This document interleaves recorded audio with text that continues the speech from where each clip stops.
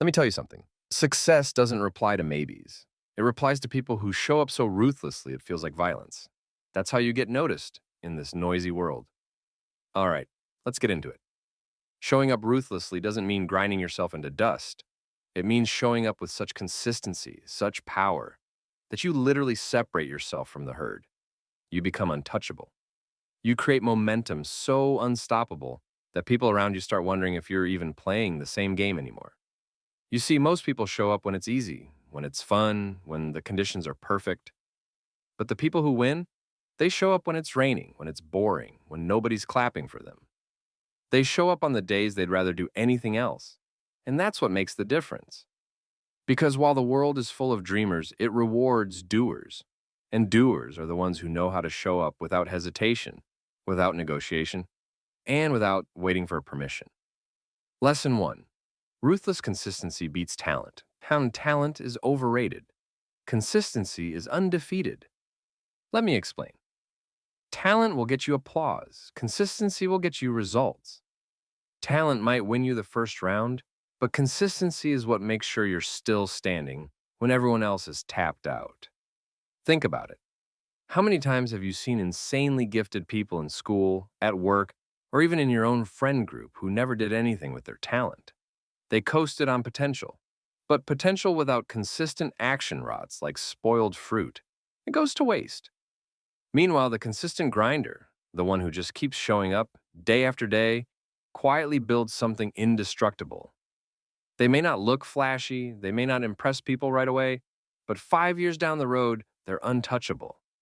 Consistency compounds. It's like putting pennies in a jar every day.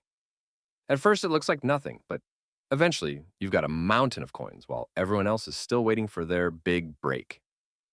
I've seen it firsthand. Back when I was starting out, I knew creators who were more talented, more charismatic, more ready-made for success than me. But they were inconsistent. They uploaded here and there, gave up when numbers were low, disappeared for weeks. Me? I showed up, video after video. And guess what? The consistent guy always wins in the long game. Talent fades without discipline, but consistency builds empires. So, if you think you're not talented enough, good. You don't need to be. You need to be consistent enough to outlast the talented people who quit. Lesson 2. You can't wait for motivation. You create it. Motivation is a scam. It's an illusion. Everyone waits for it, but almost nobody has it when they need it. You know why? Because motivation is a result, not a cause. Think about this. Have you ever forced yourself to get started on something you didn't want to do, like cleaning your room, going for a run, or working on a project? And 10 minutes in, you suddenly felt better? You felt motivated? That's because motivation comes after action. You don't think your way into motivation. You act your way into it. Waiting for motivation is like standing in front of a fireplace saying, "Give me heat and then I'll throw in the wood." No, you throw in the wood first, then the fire starts. The wood is your action. The fire is your motivation. If you're sitting around waiting for sparks, you'll freeze to death. The secret of high performers is that they stop negotiating with themselves. They don't wait to feel ready. They just start. They take the first step, however small. And that first step creates momentum. Momentum creates results. Results create motivation. And that's the loop. So the next time you feel unmotivated, remember, action first, motivation second. You are not lazy. You're just waiting for a feeling that was never supposed to come before the work. Move anyway. Lesson 3. Discipline is freedom. Let's talk about the word nobody wants to hear. Discipline. People hate that word because they think it means restriction, like you're punishing yourself. But let me flip it for you. Discipline is freedom. Here's what I mean. Without discipline, you're a slave to your impulses. You're controlled by Netflix, TikTok, junk food, procrastination, whatever shiny distraction shows up. You think you're free because you're doing what you feel like, but really you're trapped in a cycle of regret and self-sabotage. That's not freedom, that's a cage. Discipline sets you free because it eliminates the need for constant decision-making. When you're disciplined, you don't wake up debating whether you'll work out today, you just go. You don't waste energy deciding whether to eat junk or something healthy, you already know. And that mental clarity frees you to focus on the stuff that really matters. Discipline gives you energy back, time back, and peace of mind back. Think of it this way. Every moment of discipline today is a gift to your future self. And the opposite is true too. Every time you skip, procrastinate, or give in to temptation, you're stealing from your future self. Discipline is delayed gratification. It's paying the price now so you can enjoy freedom later. And here's the beautiful part. Discipline compounds like consistency. The more disciplined you are, the more natural it becomes. Eventually, it's just who you are.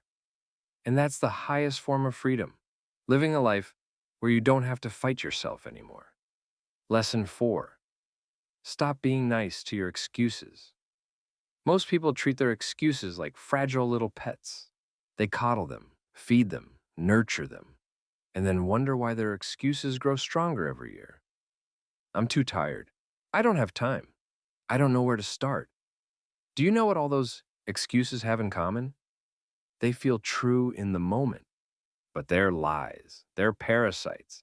And the more you believe them, the more control they have over you. Here's the thing about excuses. They never leave on their own. They don't just disappear when you're older, richer, smarter, or more ready.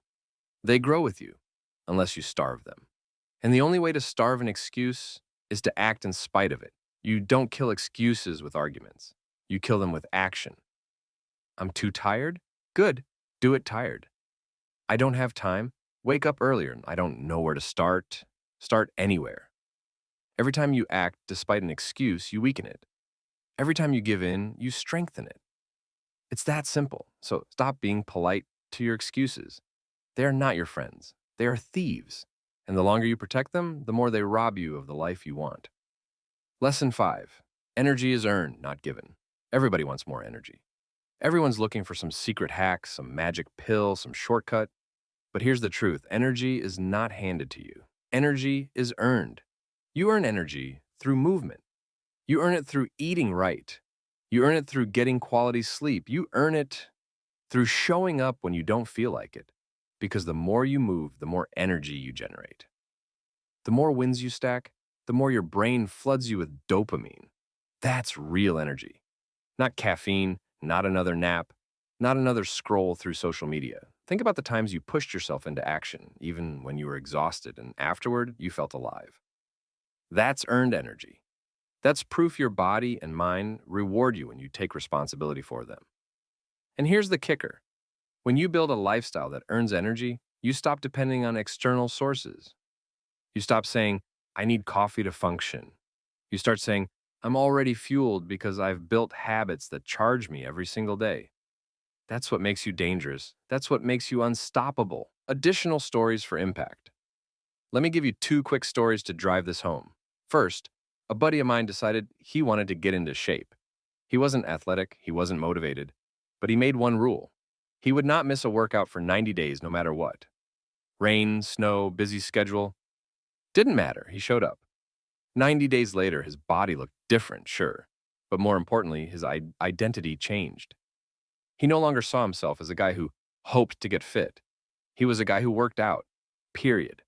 That shift only came from showing up ruthlessly. Second story. There was a writer online who posted an article every single day for a year. Most of them got no views, no shares, no claps, nothing. But he kept going. By day 365, he had built an audience of thousands. And then, one day, one of his posts went viral.